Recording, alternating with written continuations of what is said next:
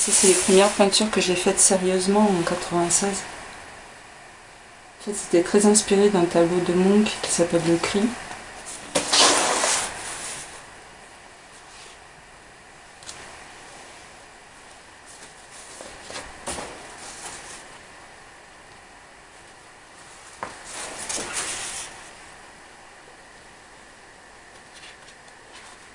Alors, il y avait très peu de couleurs, très peu de moyens, toujours le même format.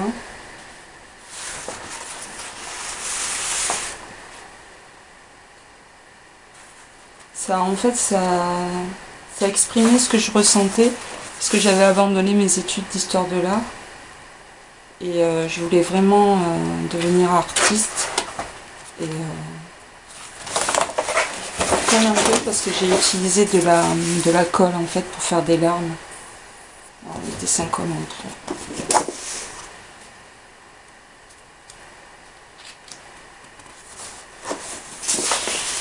Voilà. J'ai utilisé donc de l'acrylique et du vernis à ongles. Très rouge en fait. Là.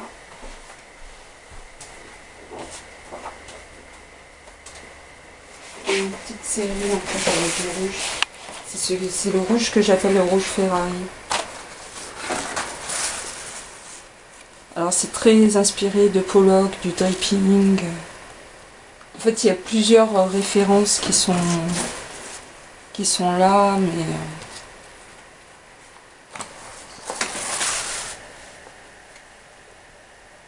c'est de la peinture industrielle, le rouge.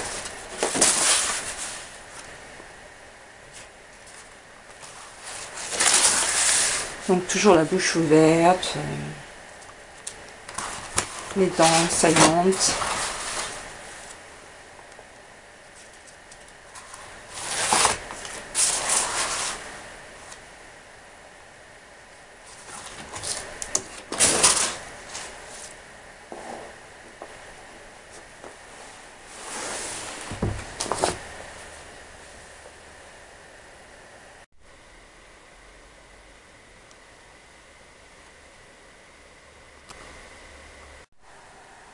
Alors là, c'est des encollements. En fait, j'ai créé un support à partir de journaux que j'ai encollé avec de la colle à papier rond jusqu'à ce que ça devienne rigide.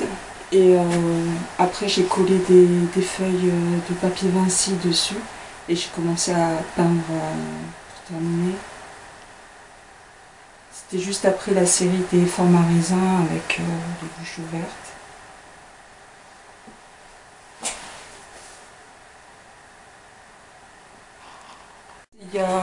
Il y a le Christ, mais c'était une façon provocatrice de le représenter. C'est peut-être lié à mon désespoir à ce moment-là, ou à cette incapacité de créer vraiment, parce que je ne savais pas si c'était la bonne voie que je prenais. C'était un peu contraire à ma façon d'être à ce moment-là. Je suis entrée en fait dans la peinture un peu par contradiction et opposition en fait. J'avais l'impression à ce moment-là que c'était très grave de faire ça, de peindre. Donc j'utilisais des sujets qui étaient graves, comme la crucifixion. Pourquoi tu avais l'impression que c'était grave de peindre? Parce que on m'expliquait tout le temps, mais un artiste, pour qu'il soit connu, il faut qu'il soit mort. Donc c'était lié un peu la mort aussi à tout ça, et puis c'était des questions que je me posais. Par rapport à l'acte de peindre. Il y avait un côté morbide là-dedans.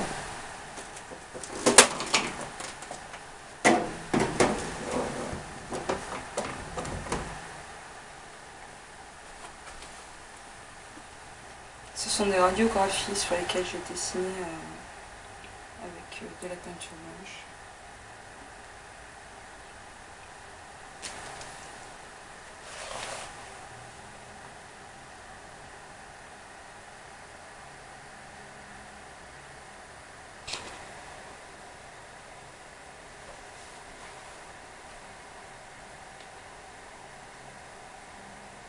Ça, c'est ce qui est venu juste après.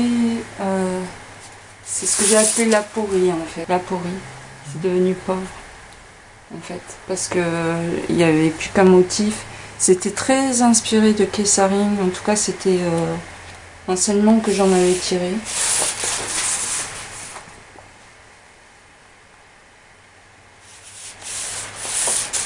Je peignais ça dans un tout petit studio.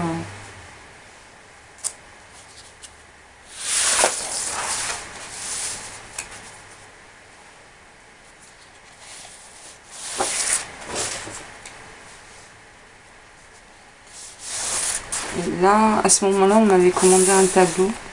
Et ce sont les esquisses. Un peu plus tard, tu verras une esquisse que j'ai faite sur un tableau.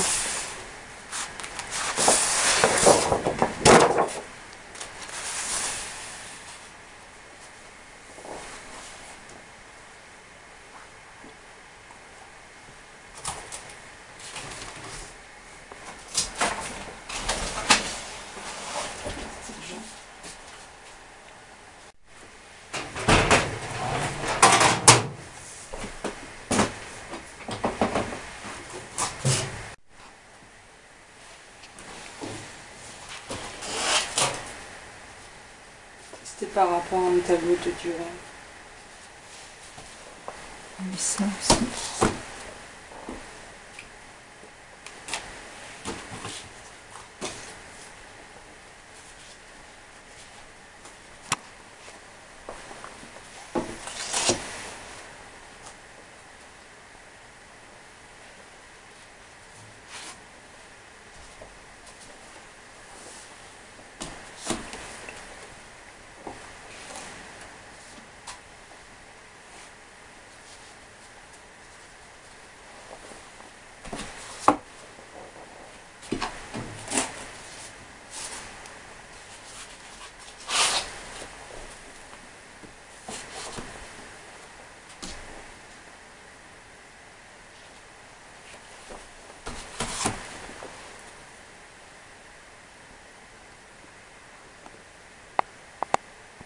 Alors ça, ce sont des peintures que j'ai réalisées aux Beaux-Arts, en fait. Juste au moment où je fréquentais le milieu du graffiti montpelliérain.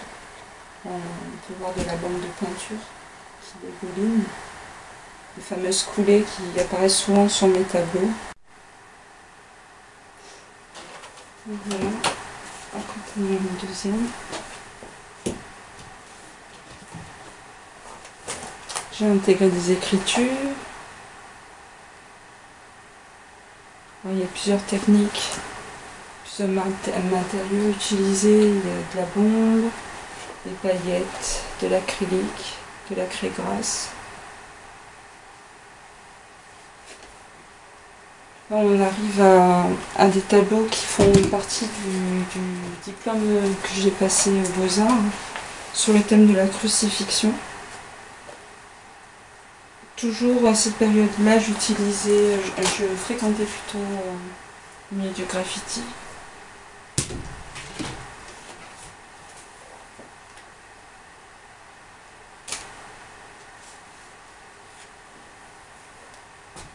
J'ai présenté 13 tableaux de 90 cm sur 90 pour le diplôme. C'est une peinture que j'ai réalisée plus tard.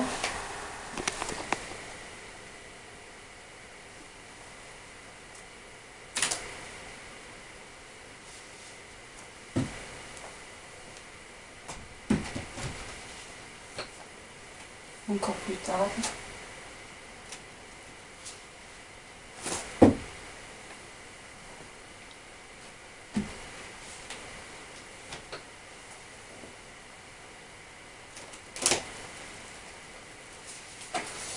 Un tableau qui fait partie de la série des tableaux maquillés. En fait, ce sont des œuvres que j'avais peintes à un moment donné et que j'ai reprises.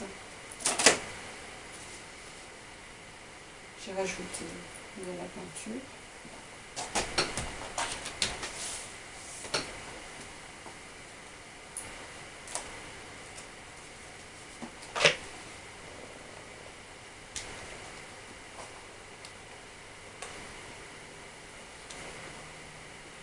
Il y a un fond chrome, c'est une allusion directe au graffiti, parce que les taggers utilisent souvent des bandes de peinture de cette couleur-là, qu'on appelle chrome, des plata, parce que ce sont des bandes de peinture qui viennent d'Espagne, de Montana.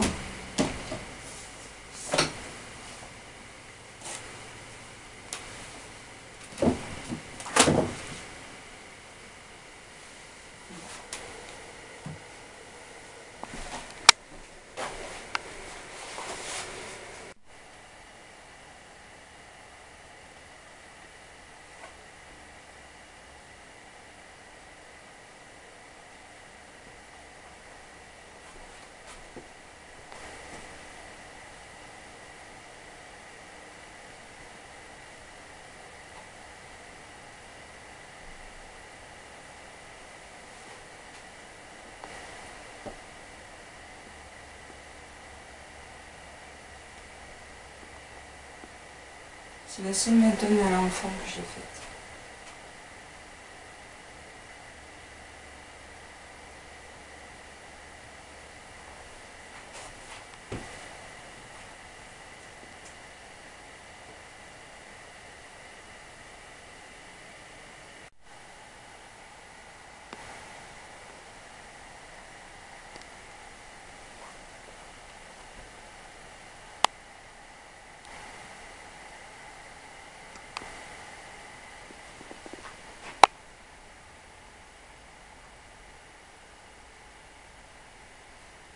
Ça, c'est le travail de Zel, un ami à moi qui est parti au Japon.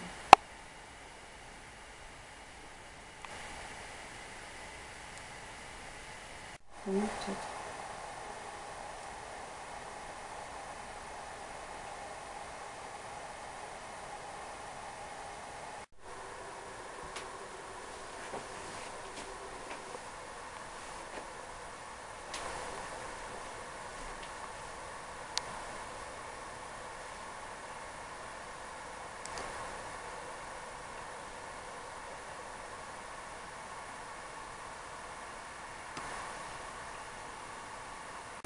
Ça, en fait, c'est un encollement aussi, ça fait partie de ce que je faisais en 96. Et en fait, le motif est sans importance, c'était juste un prétexte à remplir le format. Et puis ce côté sériel, comme ça, de répétitif qui m'intéressait. Elle est venue à partir d'une crucifixion. Elle avait une place qui était mineure et qui s'est avérée être un peu injuste à mes yeux. Donc j'ai voulu lui restituer, lui faire jouer un rôle plus important, au même titre qu'une crucifixion. Et je trouve qu'elle a une place majeure dans l'histoire de Jésus en fait, donc elle est importante. En fait, j'ai voulu faire une peinture généreuse comme celle qui correspond au graffiti, en ce sens où il y a beaucoup de matière, beaucoup de dorure, beaucoup d'argenté, jusqu'au cristaux sur les yeux. J'ai voulu lui donner quelque chose de très précieux, qui serait de l'ordre de la parure. Donc en fait, c'est plus un travail d'embellissement, on va dire.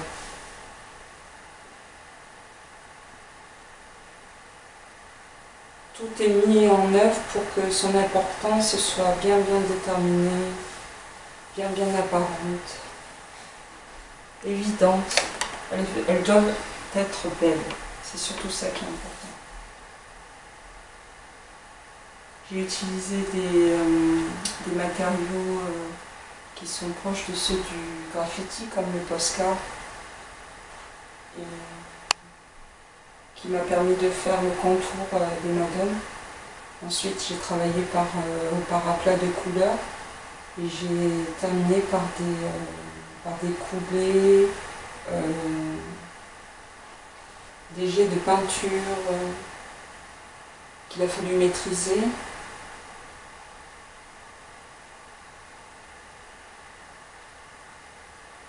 j'ai mis des paillettes. Lors des processions, on montre une Vierge toute parée. Et souvent, dans les petits villages d'Andalousie, on a une Vierge qui représente les villageois. Donc, je porte le nom d'une madone qui s'appelle Maria del Carmen, qui est la Vierge de Goña, un petit village qui se trouve entre Almeria et Murcia. Et en fait, je pense que c'est lié à cette volonté de représenter la Vierge un peu comme si c'était un autoportrait, comme si c'était mon identité. Parce qu'en fait, plus je peins ces peintures-là, plus je m'exprime en mon propre nom et sous couvert de l'identité de la Vierge en fait. Donc c'est une sorte d'appropriation qui est liée à mes origines et qui sont donc andalouses. Je pense qu'on ne peut pas échapper à ses racines, je pense qu'on ne peut pas échapper au passé de sa famille. Mes parents sont espagnols et ça doit être inscrit en moi quelque part. La religion catholique est très importante dans le sud de l'Espagne, dans l'histoire de l'art beaucoup. J'ai étudié en fait l'iconographie religieuse à la faculté Paul Valéry à Montpellier en histoire des arts. Et en fait, on s'aperçoit très vite jusqu'à la Renaissance que toute la peinture est religieuse en fait. Et dans les grandes cathédrales ou dans les simples églises, il y a des vitraux qui parlent en fait de l'histoire du Nouveau et de l'Ancien Testament.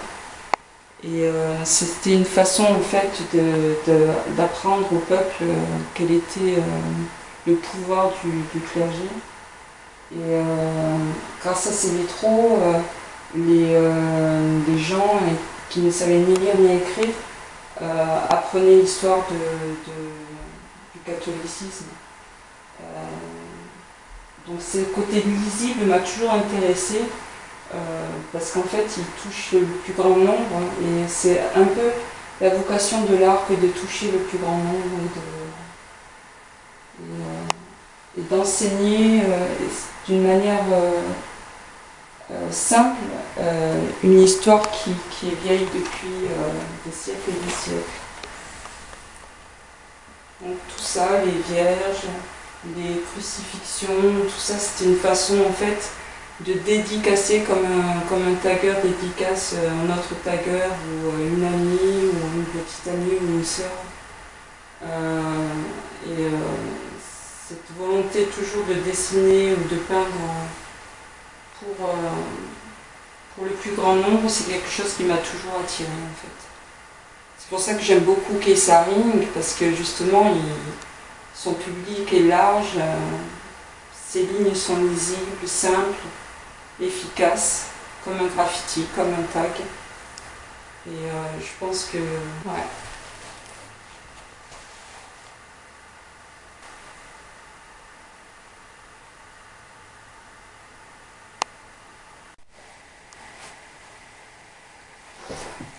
Oui, alors là c'est ma dernière peinture, en fait c'est un papier encollé, une fois encore. Et j'ai créé un motif en dessous et un jour d'énervement massif, j'ai travaillé un peu à la Pollock, c'est-à-dire que j'ai fait une sorte de tripping nerveux. Et je pense la retravailler encore un petit peu. Voilà.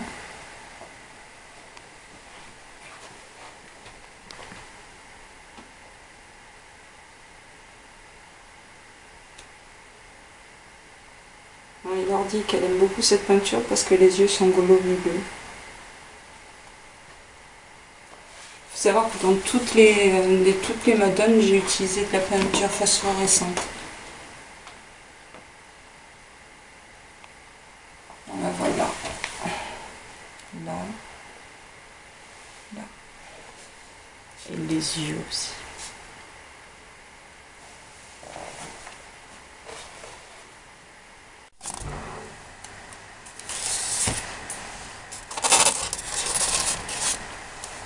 Alors c'est des dessins préparatoires pour les madones sur fond blanc.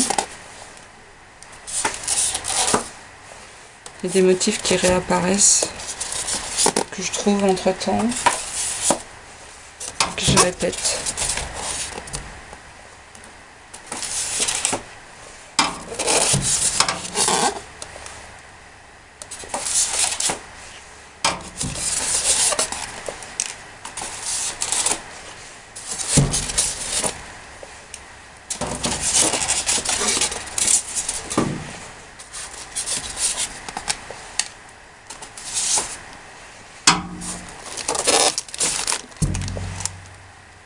Et là, de ce côté-là, il y a des madones sur fond coloré.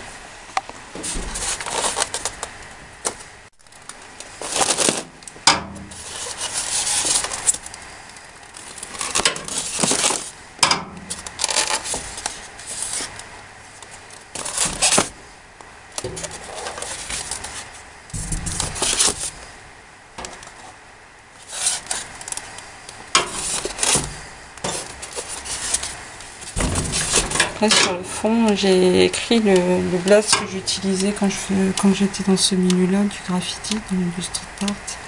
C'était Oro. Donc j'ai répété, c'est ce qu'on appelle une punition dans le graffiti, quand on répète sans arrêt son blaze.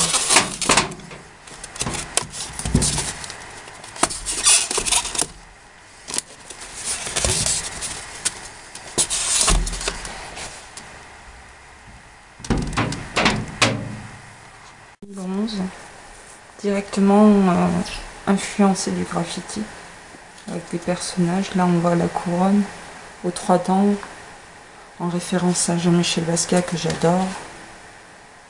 Je crée des intérieurs avec des chaises. Ah, une petite crucifixion, toujours et encore. Alors j'ai travaillé avec des Posca. Alors les Posca, ce sont des feutres qu'utilisent beaucoup les taggers quand ils font leur sketch sur leur workbook. Et en fait, ça a des couleurs très vives. Et ce sont des pointes calibrées, ce qui permet de faire des traits très précis. J'ai utilisé d'autres feutres aussi, des trop marqueurs, qui sont ce qu'on appelait avant des Pantone. Ça aussi, c'est très utilisé par les taggers. Alors, je fais des intérieurs, là, avec des tableaux murs, beaucoup de rayures, des ondulations aussi. Alors, c'est une période très gaie par rapport à ce que j'ai pu produire comme tableau en fait. C'est-à-dire que les dessins sont beaucoup plus positifs.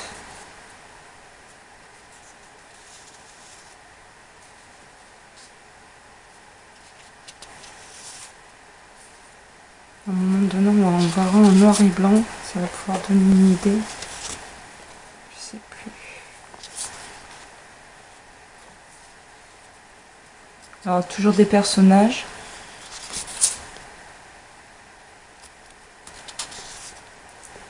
Je les ai voulus simples, efficaces, comme un tag.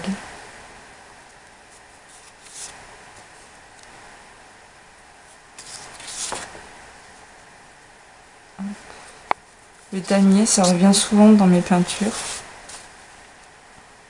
On en voit encore un là. C'est en référence à Kessaring, il faisait des chiens un peu comme ça, stylisés.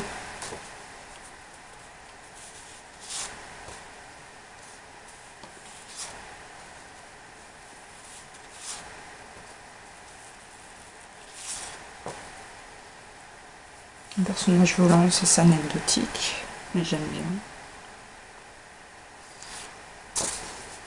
Ah, là il y a la punition, le Oro.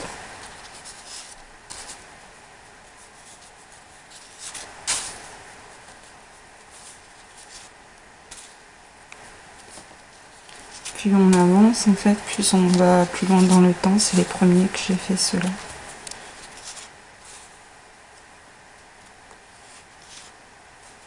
En fait, ça procède en fait de la photocopie, comme les taggers.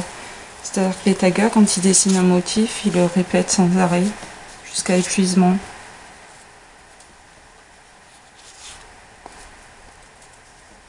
Qui s'intéressait dans les intérieurs avec les familles et les... Bon, en fait, c'était une façon de montrer mon intériorité à moi. C'est-à-dire, je mets souvent une lampe en rapport à Picasso, parce que j'avais vu ça dans ses tableaux. Et la lumière, c'est la connaissance.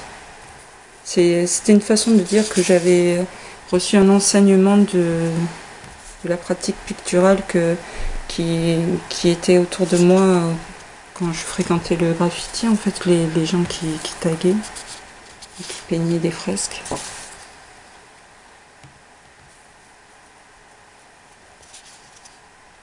Puis parce que c'est esthétique aussi, une table, une chaise, un meuble, un tableau.